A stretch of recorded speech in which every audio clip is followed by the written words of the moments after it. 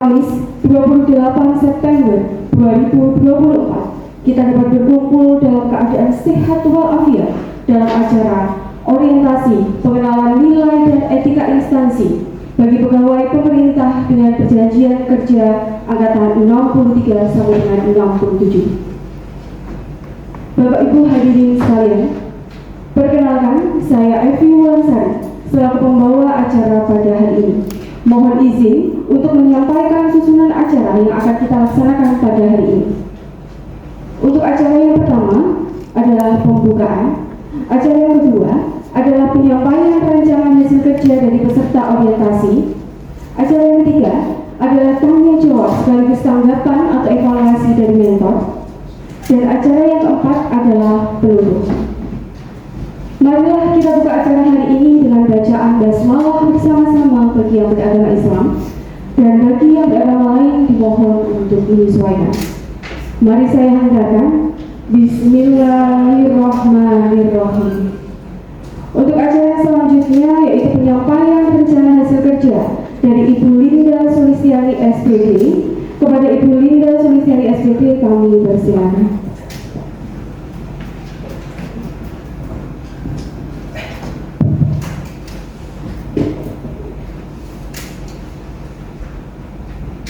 Terima kasih kami sampaikan kepada Ibu Evi. Sebelumnya selamat pagi, Assalamualaikum warahmatullahi wabarakatuh. Saya Linda Sulistiani dari SMA Negeri 1 Jepara.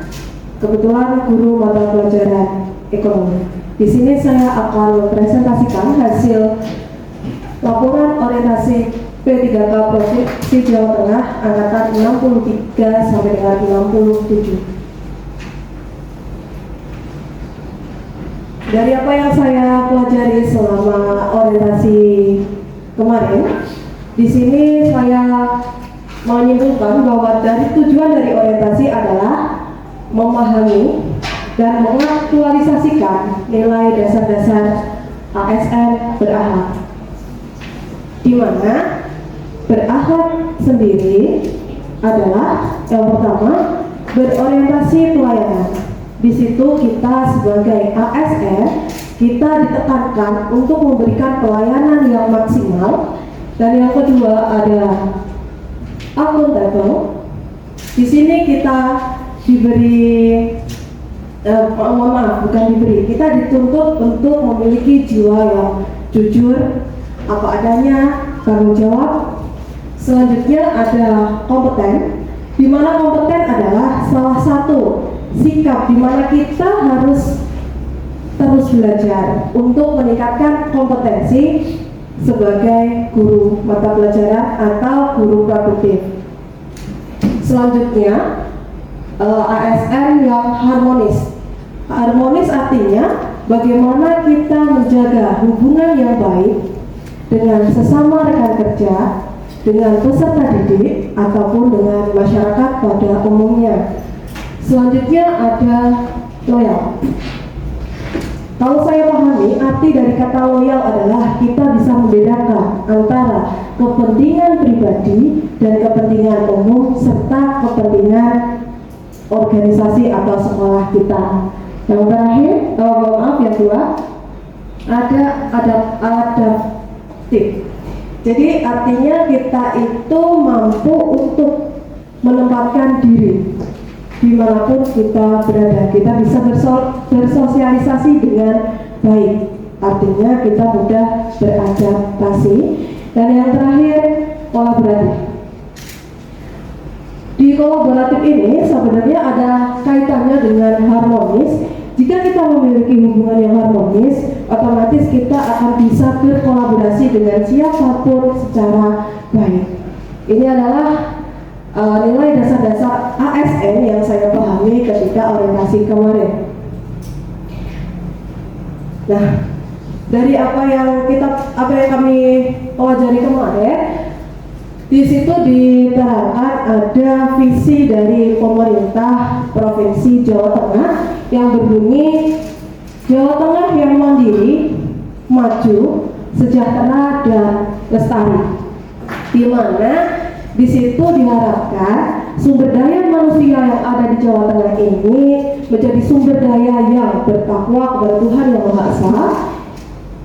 Dari visi ini nanti harapannya perekonomian di Jawa Tengah itu semakin berkembang dengan baik dan sumber daya alam yang ada di Jawa Tengah bisa bekerja atau berpartisipasi untuk mewujudkan visi secara optimal. Terlebih kita sebagai aparatur sipil negara dan kita memiliki core value ASN berakhlak, kita diharapkan untuk bisa menjadi atau kita berkontribusi terhadap pencapaian visi pemerintah Provinsi Jawa Tengah.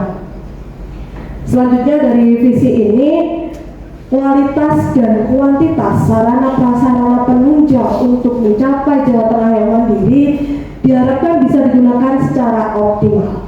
Terakhir, masyarakat yang damai, sejahtera, serta rukun itu mewujudkan Jawa Tengah yang lestari.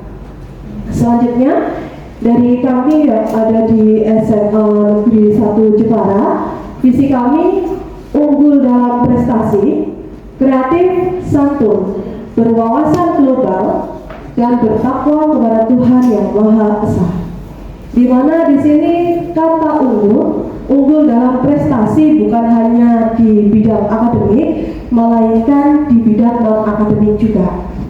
Kreatif dalam berpikir dan berkarya, santun dalam bertutur kata, serta dari berwawasan global. Kami harapkan kami bisa memiliki kemampuan untuk berdaya saing baik nasional maupun global. Yang terakhir, bertakwa kepada Tuhan Yang Maha Esa. Kami tekankan kepada anak kami untuk meningkatkan ketakwaan melalui sikap-sikap yang ada pada diri masing-masing, mulai dari kejujuran, ketekunan, kedisiplinan, dan lain sebagainya. Berikut rencana hasil kerja yang saya susun. Yang pertama, kami berkontribusi di KOSP. Yang kedua, kami menyiapkan rencana pembelajaran guna kegiatan pembelajaran setiap harinya. Yang ketiga, kami meningkatkan manajemen kelas yang baik. Yang keempat, meningkatkan kompetensi mandiri melalui pelatihan lewat PMM. Dan yang terakhir, ada kegiatan tugas tambahan kalau saya sendiri sebagai wali kelas. Untuk paparan kali ini saya mengambil yang terlaksananya pembelajaran melalui perencanaan dan perangkat pembelajaran. Berikut RHK yang akan kami sampaikan.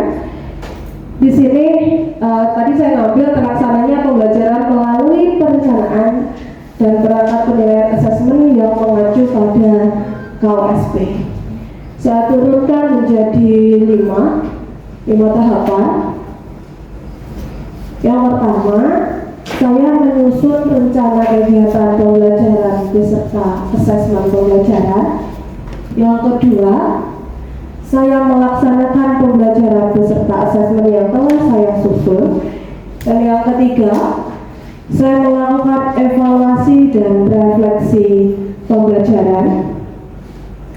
Yang keempat, menyusun rencana tindak lanjut. Dan terakhir, melaksanakan rencana tindak lanjut. Di sini yang saya rencanakan dari perencanaan pembelajaran dan asesmen yang saya susun itu menjadi acuan atau menjadi panduan saya dalam melaksanakan kegiatan pembelajaran sehari-hari. Selain itu, nilai-nilai dasar ASN yang saya ambil dan saya terapkan dalam RHK saya, di dalam merencanakan, saya menyesuaikan kondisi peserta didik. Jadi saya di situ menerapkan adaptif. Selanjutnya, saya dalam penilaian, saya menerapkan nilai ASN akuntabel. Jadi saya menerapkan kejujuran untuk penilaian peserta didik. Selain itu, untuk merencanakan rencana tindak lanjut ini berarti nilai kompeten yang saya terapkan dalam RHK tersebut. Demikian yang bisa saya sampaikan terkait laporan orientasi P3K Provinsi Jawa Tengah Angkatan 63-67. Kurang lebihnya saya mohon maaf. Waktu saya kembalikan kepada moderator. Terima kasih. Wassalamualaikum warahmatullahi wabarakatuh. Baik, pemaparan yang begitu luar biasa dari Ibu Linda. Selanjutnya, mari kita ke acara yang ketiga, yaitu sesi tanya jawab. Kami akan membuka satu sesi tanya jawab dengan satu penanya terlebih dahulu. Jadi kami persilahkan untuk para peserta orientasi untuk bisa bertanya kepada peserta orientasi kita.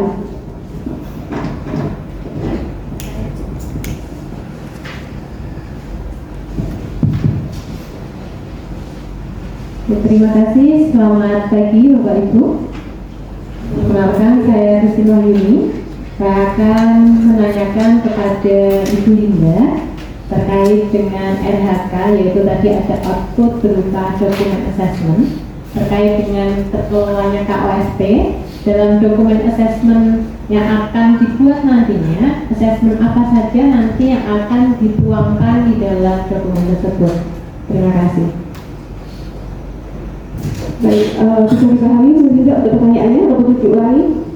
Terima kasih, semoga bisa dipahami. Terima kasih Bu Christine. Tadi yang ditanyakan jenis assessment apa yang saya gunakan.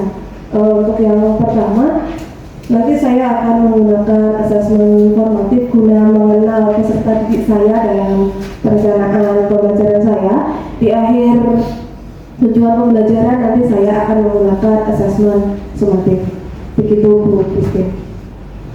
Terima kasih. Baik, bagaimana Ibu Christine? Sudah bisa dipahami dari penjelasan Ibu Linda? Baik, tidak terasa kita telah tiba di penghujung acara. Kami sampaikan terima kasih dan apresiasi yang sebesar-besarnya kepada mohon maaf, ternyata setelah ini masih ada evaluasi dari Bapak Mentor kita. Monggo Bapak. Terima kasih. Terkait dengan kegiatan ini tentunya nyambung dari Bu Christine tadi bahwa asesmen tidak selalu dalam kegiatan formatif. Jadi pada proses pembelajaran itu tentunya harus ada yang nanti sebagai pemantik untuk bisa siswa kita atau anak kita itu nanti bisa memahami apa yang sudah Linda lakukan, yaitu kegiatan pembelajaran. Ini ada kata-kata yang membuat materi pembelajaran beragam.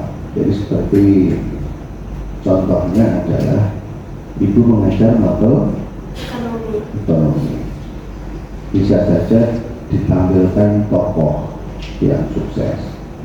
Kemudian dengan rubrik sekilas info, ya, sekilas info tentang tokoh yang sukses, sehingga dalam melaksanakan evaluasi ini ada yang sumbernya tidak hanya pada materi yang Ibu sampaikan, tetapi juga bisa mendapatkan informasi itu dari sumber lain.